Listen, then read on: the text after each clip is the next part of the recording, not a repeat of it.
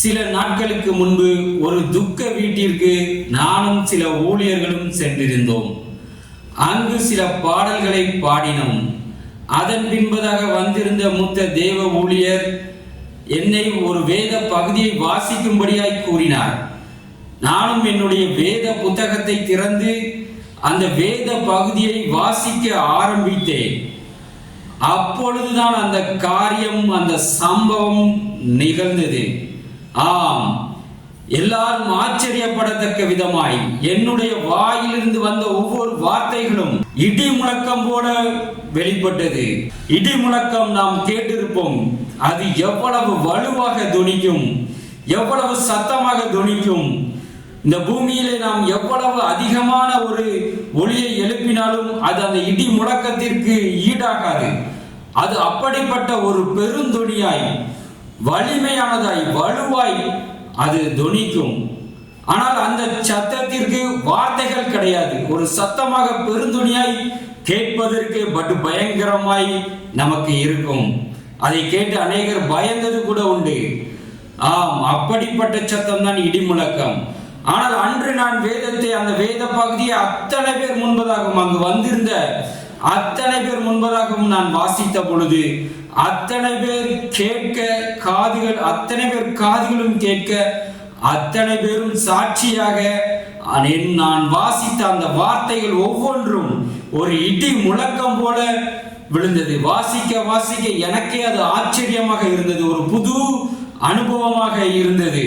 ஆம், இடி முழக்கத்திற்கு ஒரு வார்த்தைகள் இருக்கும் என்று சொன்னால் வார்த்தைகளாக அந்த இடி முழக்க சத்தம் கேட்டது. அதை கேட்பவர் யாரும் சொல்லுவார்கள் இது இடி முழக்க சத்தம் என்று. ஆம், அப்படிதான் இருந்தது. நீங்களே கற்பனை செய்து பார்த்து கொள்ளுங்கள். எப்பொழுதும் நாம் கேட்கிற பயங்கரமான வலுவான இடிச்சத்தம் ஒரு வார்த்தைகளாய் தொனிக்கும் பொழுது அது எப்படி இருக்கும் என்று நீங்களே தொனித்துக் கொள்ளுங்கள். அது வெறும் சத்தம் அல்ல, அது இடி முழக்கம். ஆனால் வார்த்தைகளோடு கூடிய சத்தமாக அவைகள் வெளிப்படுகிறது. அப்படித்தான் அதை சொல்ல வேண்டும். ஆம், நான் உட்பட அத்தனை பேருக்கும் அது மிக ஆச்சரியமாய் இருந்தது. அந்த சம்பவம் முடிந்த பின்புதான் எனக்கு இந்த வேத பகுதி நினைவுக்கு வந்தது. மார்க் 3ஆம் அதிகாரம் 17ஆம் வசனத்திலே இப்படியாக போடப்பட்டிருக்கிறது. செபதேயுவின் குமாரனாகிய யாக்கோபு, யாக்கோபின் சகோதரனாகிய யோவான், இவ்விருவருக்கும் இடிமுழக்க மக்கள் என்று அர்த்தம் கொள்ளும் பொவனர்கேஸ் என்கிற பெயரிட்டார் என்று. ஆம், இயேசு கிறிஸ்து இந்த பூமியில் இருக்கும் பொழுது தம்மோடு இருக்கவும் பிரசங்கம் பண்ணவும் தமக்கு சீஷராக 12 பேரை தெரிந்து கொண்டார். அதில் இருவர் தான், 2 சகோதரர்கள் தான், யாக்கோபு, யோவான். இந்த 2 பேருக்கும் தான் இயேசு கிறிஸ்துவை இடிமுழக்க மக்கள் என்று அர்த்தம் கொள்ளும்படியாக அந்த பெயரை இடுகிறார். ஆம், அப்படி என்று சொன்னால் அவர்களுடைய பிரசங்கங்கள், அவருடைய வாயிலிருந்து வந்த வார்த்தைகள் ஒரு இடி முழக்கமாக அந்த நாளிலே நான் பேசும் பொழுது வந்தது போல வந்திருக்கும் என்பதை என்னால் அறிந்து கொள்ள முடிகிறது. ஆம் பிரியமானவர்களே, இதை பார்க்கும் பொழுது வேதத்தின் காரியங்கள் எல்லாம் எவ்வளவு உண்மை உள்ளவைகளாய் இருக்கிறது, நமக்கு எவ்வளவு ஆச்சரியம் உள்ளதாய் இருக்கிறது. ஏதோ உலகத்தில் நடக்க முடியாதது இந்த வேதத்தில் எழுதப்படவில்லை.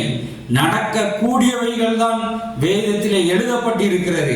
அவைகளை நாம் கண்ணால் காதால் அறிந்து கொள்ளும் வரை நம்மால் கூட ஒருவேளை அவைகளை முழுமையாக நம்மால் நம்ப முடியாமலோ ஏற்றுக்கொள்ள முடியாமலோ இருக்கலாம். ஆனால் கிறிஸ்தவர்களாகிய நாம் விசுவாசத்தோட அந்த வேத வார்த்தைகளை சத்தியம் என்று நாம் ஏற்றுக்கொள்கிறோம். ஆனால் அவைகள் நம்முடைய வாழ்க்கையிலே நிறைவேறுவதை, நடப்பதை நாம் நேரடியாக பார்க்கும் பொழுது அது தேவனை மகிமைப்படுத்தவும், நாம் நம்புகிற நம்பிக்கை வீண் இல்லை. தேவனுடைய வார்த்தைகள், இந்த வேத வார்த்தைகள் ஒவ்வொன்றும் எவ்வளவு உண்மையுள்ளவைகள், சத்தியமுள்ளவைகளை என்பதை நாம் அறிந்து கொள்ளும் பொழுது நமக்குள் எவ்வளவு மகிழ்ச்சி, உற்சாகம் வருகிறது. ஆம், கர்த்தரை நம்புகிறவர்கள் வெட்கப்பட்டு போவதில்லை. நாம் நம்புகிற நம்பிக்கை ஒரு நாளும் விருதாவாய் இருக்க போவதில்லை பிரியமானவர்களே என்பதைத்தான் நான் இதன் மூலம் நான் அறிந்து கொள்ள முடிகிறேன்.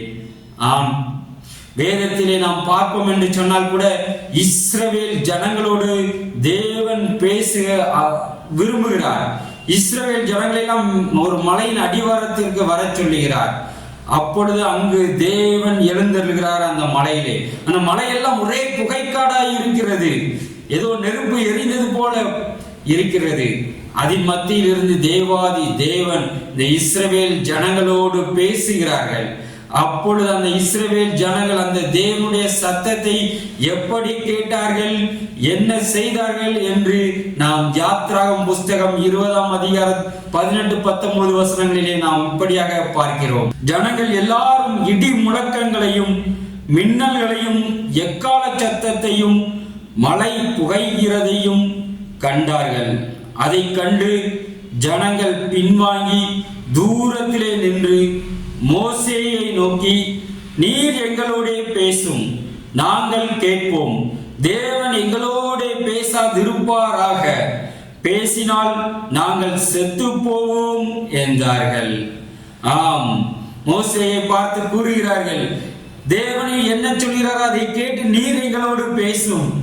தேவன் நேரடியாக எங்களோடு பேசினார் என்று சொன்னால் நாங்கள் செத்து போவோம். அப்படியா ஒரு இடி முழக்க சத்தமாக, பயங்கர ஒரு இடி முழக்கம். அந்த சத்தம் அவர்கள் இருதயத்தை நிப்பாட்டி விடும் போல இருக்கிறதாம். சில விழாக்களுக்கு நான் கடந்து செல்லும் பொழுது அந்த சாலை ஓரத்தில் வைத்திருக்கும் ஒளிபெருக்கின் அருகில் நாம் செல்லும் பொழுது அந்த சத்தம், மிகப்பெரிய சத்தம், நம்முடைய இருதயத்தை நிப்பாட்டி விடும். அப்படிப்பட்ட பெருந்துணியாய் தொனிக்கும். இது அதை காட்டிலும் பயங்கரமாய் தொனிக்கிறது. ஆகவே அந்த ஜனங்கள் பயப்படுகிறார்கள். மோசே, தேவன் எங்களோடு பேச வேண்டாம், நீர் எங்களோடு பேசும் என்று சொல்லி. ஆம் பிரியமானவர்களே, தேவன், நமது தேவன் மிகவும் வல்லமை உள்ளவர், பயங்கரமானவர் என்பதை அன்று அந்த இஸ்ரவேல் ஜனங்கள் மாத்திரமல்ல, மோசே மாத்திரமல்ல, அந்த துக்க வீட்டில் அந்த நாளிலும் நானும் என்னோடு இருந்த ஊழியர்களும் அந்த துக்க வீட்டிற்கு வந்திருந்த அத்தனை பேர்களும் அன்று இதே போல் இந்த இஸ்ரவேல் ஜனங்களைப் போல கண்டு கொண்டிருந்தார்கள். ஆம், நம்முடைய தேவன் எவ்வளவு உண்மை உள்ளவராய் இருக்கிறார், நம்முடைய வேத வார்த்தைகள் எவ்வளவு சத்தியமுள்ளவைகளாய் இருக்கிறது என்று நான் அதை எண்ணி தேவனை துதித்தேன். நீங்களும் தானே